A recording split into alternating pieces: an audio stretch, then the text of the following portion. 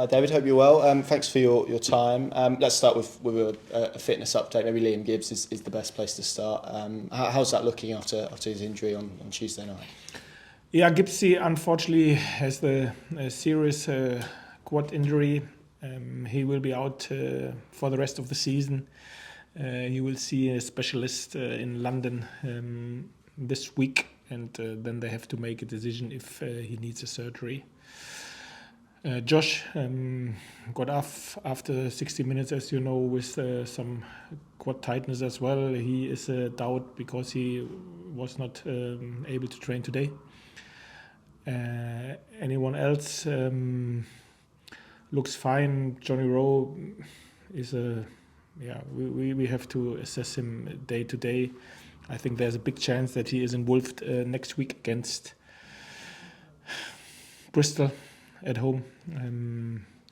Made his first steps this week in team training, but there we have to see from day to day.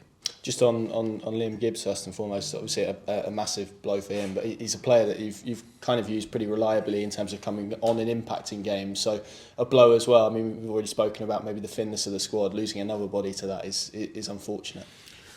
Yeah, of course, especially for Gibbsy, because he came closer and closer. We had a conversation last week. It started that he was more or less the first or second substitution in recent games and always have done very well when he came in. Obviously, it's a big blow for him and for us as well, but it is how it is. So we never took injuries as excuses. The players have done fantastic in recent weeks and months, stuck together, worked hard, didn't look to the left or to the right, and try to take on the next challenge. And this is exactly what we will do on Saturday against Preston as well.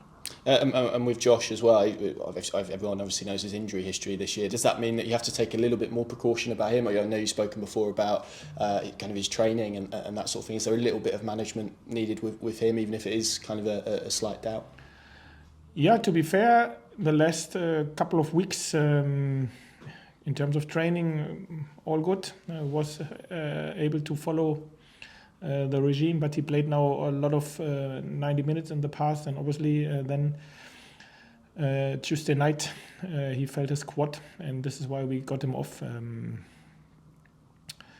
Obviously there are some further games after Saturday as well, hopefully a few more after the regular season as well, so we have to be smart on when we use which players, like we were on Tuesday as well, where Duffer got rest after he was very fatigued after his first 90 minutes against Ipswich, and Danny Bath came in. He has done great as well to support and back us and Duffer in this moment as well.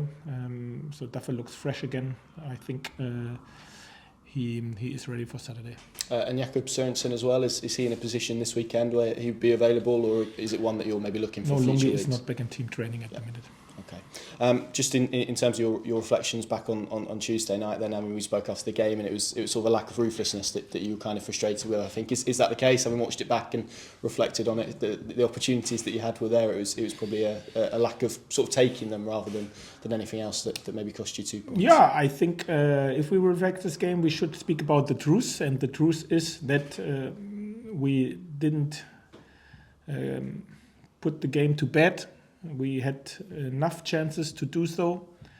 This is the truth, but it is as well the truth that in ball possession we played more or less over the whole game very well against a very competitive team, against a team which wanted to press us super high second half, against a team which went direct. We compete very, very well, defended throw-ins, crosses super well, a lot of corners as well, apart from this 2 corners where we unfortunately have not done our job.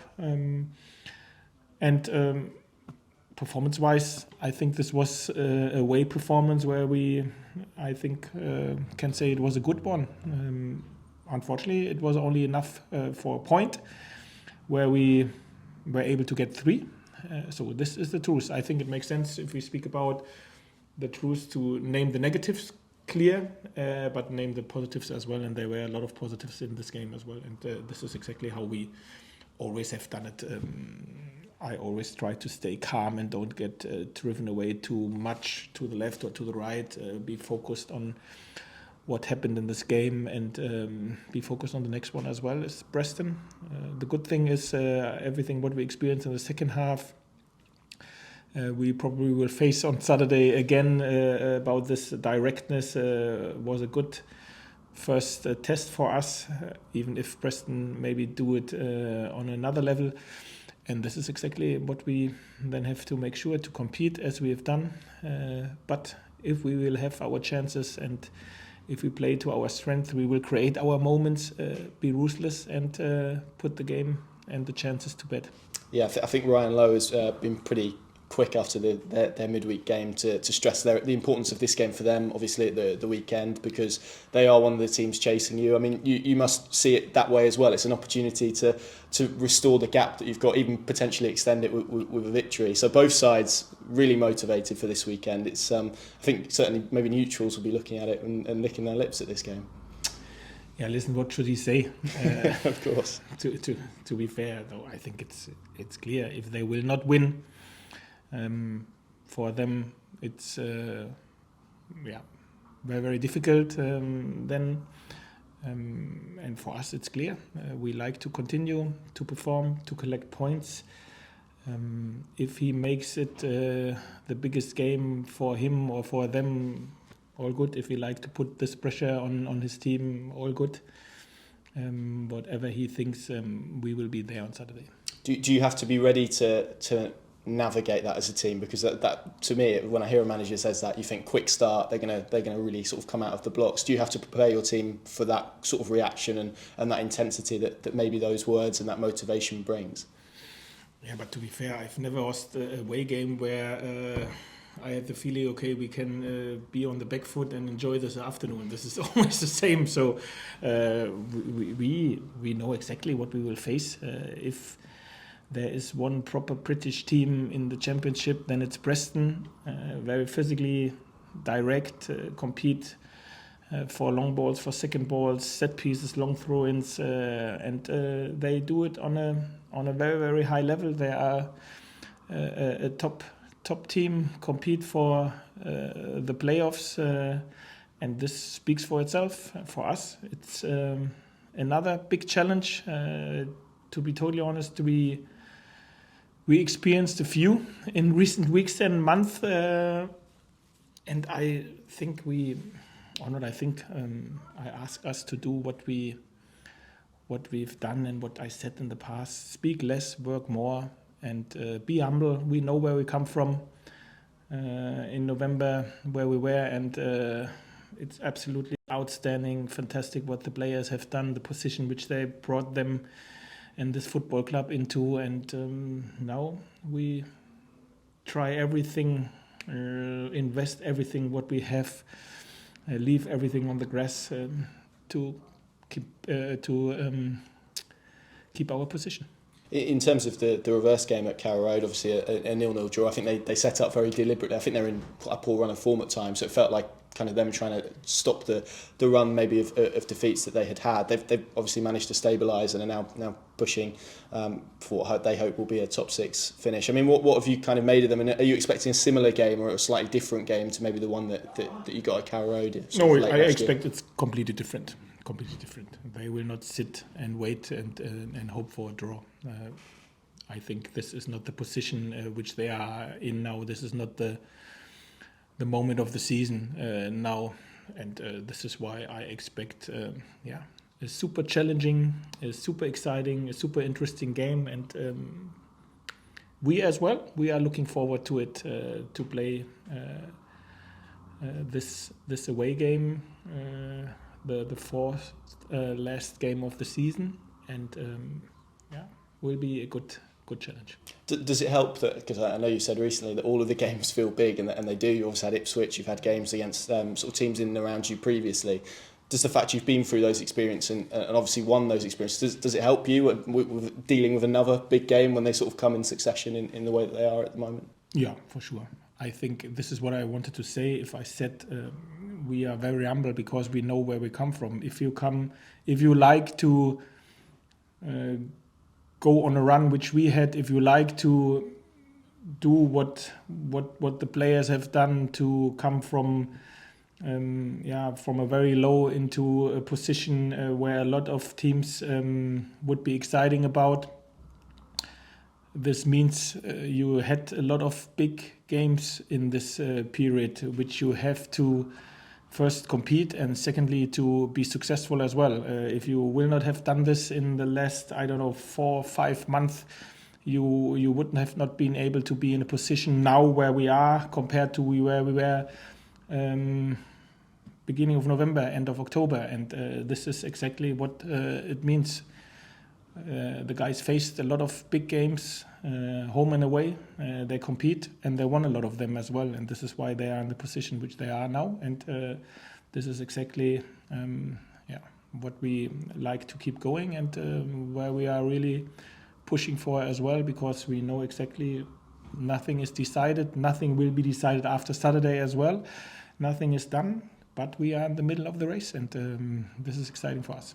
What are you like when there's a night like last night and there's games going on that don't impact you directly, but you're obviously watching teams below you? Are you able to switch off? Do you tune in? I mean, how do you kind of approach that aspect of it? No, to be fair, first of all, I watch Bristol because obviously we play them next week, but I checked my mobile phone a few times and looked on the results. This is the truth as well. But as you said, you have to take it anyway, whatever happens. But obviously, at this stage of the season, maybe you look one time more on your mobile phone and watch opponents' results. Yeah, absolutely. I was, obviously you've been nominated for Manager of the Month, which is obviously praise to you, but also praise to your team, isn't it, and what you've been able to do. I mean, awards like that, I guess they probably mean as much to sort of your staff and your players as much as they do when your name is put in the conversation for them.